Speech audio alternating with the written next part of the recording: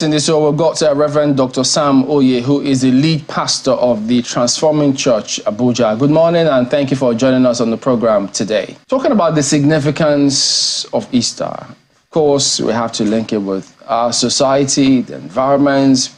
People always want things to be better than yesterday and than where we are today.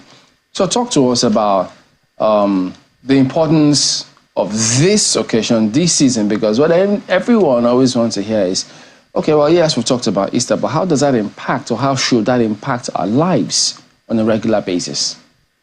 Easter is a very distinctive moment. That is what actually establishes the confidence that we do when it comes to our expression of confidence in our God. Reverend Oye, let me ask you, yes, you're of the Transforming Church, and lots of people want to see their lives transformed economically as well. And speaking about that, let's talk about leadership. They expect that, not just the essence of this period, but the lives of at least Christians should impact society by example. It's supposed to be like a lifestyle in whatever they do, howsoever they approach it, such that they could see that transform or at least escalate to society. What would you say is the missing link for those who say they haven't seen as much, that they expected to see a lot more of that kind of impact in our society? Well, thank you so much, sir. My passion is leadership development. And one of the things that I'm doing, a new breed of Christians. Our vision as a church is to become Africa's leader. We want to raise a new generation of leaders, and we are already involved in that. Reverend, could you go ahead and talk to us about, if I could add this, you could also add it to your response, the parts where there's got to be political leadership. Do you have any conversation whatsoever? Because I hear lots of people just don't want to touch that with a pole. They think, no, it's not for me, it's dirty, but we know a lot rises and falls with even political leadership. If you don't get it right at that stage, several other things are impacted. What do you tell at that point? Now, let me quickly say at this point in time that there is no way we as Christians can make a difference, sustainable difference, by pulling out from any sector of society. Because the reason we were saved is to ensure we make a difference in politics, in governance, in every sphere of society. We can't be praying and have somebody else be making policy or policies that governs how we live. So it is therefore critical for us to remember that Daniel, the book of Daniel that we read in the Bible, is the book about a man who was involved in governance. The book of Esther that we read is a book of a woman who didn't just end up as a housewife, but got involved in the governance of her nation. When we read the book of Exodus, we read about Joseph. At the book of Genesis, we read about Joseph, and we see a man involved in governance. It is so painful to realize that most of the books of the Bible shows us stories of men and women who were involved in governance. And it is sad to realize that that is something we are detaching ourselves from. The government will be on his shoulder. There is no better person to actually get involved in governance than a believer. Why? The Bible says when the righteous is in authority, the people rejoice. So what the Bible is telling us is that the righteous ones should be in authority. So we need to get involved actively in politics and the governance of our nation. Well, it's a very interesting perspective you certainly bring into it. Especially in this season. There are those who actually do believe that, look, this world will never be perfect. This is not the world that, we were promised. Christians were promised. And that we should just live in the world and obey the people that are there in the office. Even Jesus is quoted to have said that his kingdom were not of this world. When he was talking to Pontius Pilate, that if it were of this world, he would have sent his soldiers or he will have Pontius Pilate will have no power over him. So what do you say to people who think that this world, regardless of whatever it is you do, can never be perfect? And so we should not aspire towards, or Christians should not be aspiring towards perfection in this world? It is absolutely true that society is in a dynamic state of constant motion. So society is imperfect, and society is in a state of improvement. So society will constantly move towards perfection. Society is not perfect. Technology is not perfect. Everything is in a constant state of development. Having stated that, the fact that we live in an imperfect world doesn't mean we should become an isolated people. And that Jesus said his kingdom is not of this world was not a statement that requires that we become isolated. He was trying to create a distinction between his kingdom and the kingdoms of this world. This is just creating a distinction. But the Bible tells us that although we are not of this world, we are still in this world. Our children go to school in this world. We go to business, we do business in this world. So we must be a part of the world that we are in, wherein we shine as light and act as salt. We cannot be dissociated from society. We make the difference. Well, this is always a time of renewal and perhaps reflection for many Christians, even though ideally, from the calling that Christians are supposed to receive, they're supposed to live it every day. What lessons would you like many Christians to hold on from this season, even as they go into another cycle of, another cycle of celebration leading up to another Easter, or even Christmas, perhaps, because these are usually highlights. What lessons would you like us to hold on to until the next celebration? The first thing I would like to emphasize is on the importance of becoming sacrificial in everything that we do, because Easter is all about the height of sacrifice, that a man could love humanity enough to die for humanity so that people can live. As Christians, it's important for us to embrace that culture of sacrifice, meaning we must learn to give up things that we love in order to create a better life for others. We must learn to give up things that we need in order to make sure the needs of others are met. So sacrifice is very critical. If our society will become better, we need to make sacrifices. If our nation is going to become better, we need to make sacrifices. If our families are going to become better, we need to make sacrifices. And sacrifices are undergirded by love. It is love that provokes sacrifice. The last thing I want to say is that one of the things that we must keep alive is hope. Because if a man who was dead, medically considered in any form dead, if that man, after all said and done, could rise again, I want us all to become those who disseminate hope by letting people know that there is still hope for our families, hope for individuals, hope for communities, and above all, there's still hope for Nigeria. Well, Pastor, beg your pardon, Reverend Oye, one question I have right now is to first of all even identify that Jesus was a young man from the time he began his ministry until his exit from earth.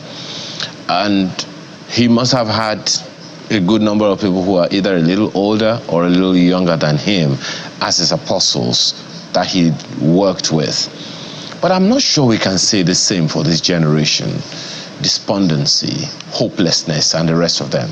So how would you communicate? How do you want people watching you right now to communicate this information, this education that you are giving us to young people who are largely despondent, largely hopeless, largely unsure of the next thing in different parts of the country, and consequently just picking on just about anything? How do we communicate all of this information to young people in a way that they will accept and own? Well, thank you so much. There's a principle that I teach when I communicate, when I talk with leaders, and it is called connection before transmission. there is too much disconnection between the older generation and the younger ones. If you will look at it yourself, you may have just suddenly realized as I speak now, you may just realize that you have gotten so involved in what you're doing. And if you look around you in the last 1 year, you might not be able to talk about some teenagers and some maybe young adolescents that have come under your wings that you are mentoring. I want to say that the hopelessness in society is not so much more about the situation in the society or in the country. We've always had painful situations in our nation. But what usually, alleviate the pain of the moment is connectivity, connection. That you are able to have some 10 young men under you and you are mentoring them, sharing life and moments with them, encouraging them. And then maybe the other interviewer, the other colleague of yours, she also has some young girls under her with whom she's having interaction. I think if we can begin to connect with the young people in our community, if we can begin to gather them around us, young people are looking for mentors. Young people are looking for inspiration, role models. That's why they go after celebrities of any sort. So I want to challenge all of us who are watching, those who are in positions of authority, those who are leaders. Can I challenge you to bend backward a bit and find some young people and begin to encourage them. You become to them a beacon of hope, because nothing else will inspire them until we do. So I want to say the fastest way to communicate all of this hope, inspiration, change, possibilities, the fastest way to do that is in connectivity. If we are connected, we can transmit hope. If we are connected, we can transmit inspiration. So my challenge is for every one of us watching to begin something that brings young people together to you in such a way that you connect with them and transmit hope to them.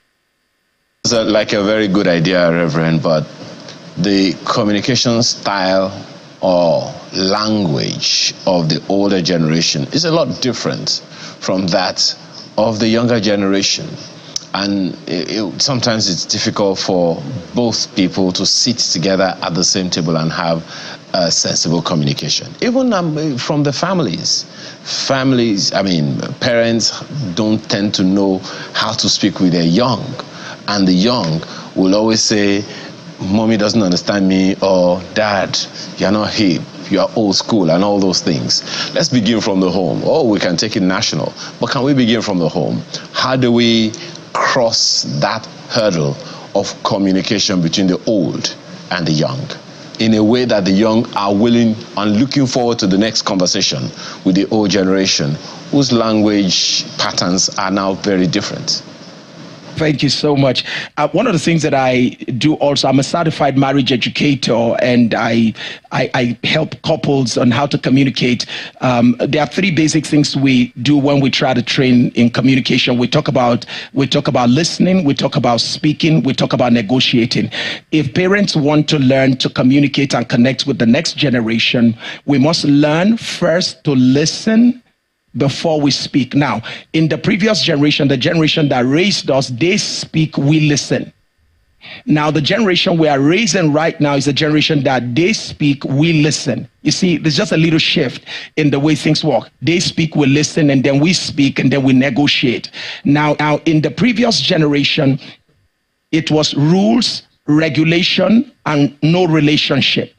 So our fathers would come. My father was a military man. My father would just come and tell you, this is what I'm saying. And you don't even look at them in the face. You don't question them.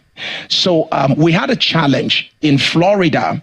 The council for Pensacola, Florida, was having a challenge with their young people.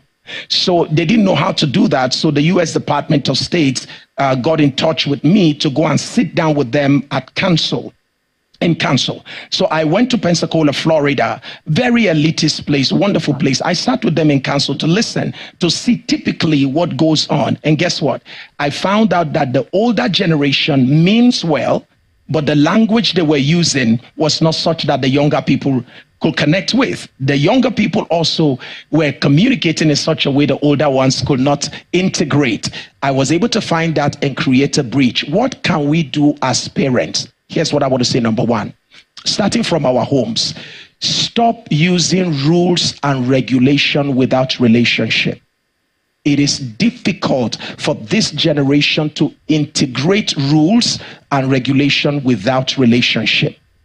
Now, the first thing for this generation is relationship, connectivity before the transmission of rules and regulation. A little of this switch will help us a great deal. Number two, parents should know that between 0 to 12, you act as parents. But once kids are becoming teenagers, you want to become their friends. I know you were not raised like that, but trust me, if you're going to have your children listen to you and communicate with them in such a way that you connect, when they are becoming teenagers, you need to become their friends. If you don't become their friends, they will still be your children, but have somebody else as their confidant. And I just hope that the wrong person will not be their confidant. So I would say that parents need to do what we call a shift in the way we communicate. We relate before we transmit. We begin to relate with our children properly in order to pass rules and regulations, as against us having rules and regulation thrown down our throats, and then there is no relationship. There must be connection before transmission. That's how education works now. Well, Reverend, some will say at this point they need government to listen to this so that they can know how to communicate certain things to the people and make sure they get it right at that stage. But we have to thank you for coming on this morning. Reverend Dr. Sam Oye, lead pastor, the Transforming Church Abuja. Thank you and all the best to you. And happy Easter as well. Wish you the best. Thank you, sir. Thank you.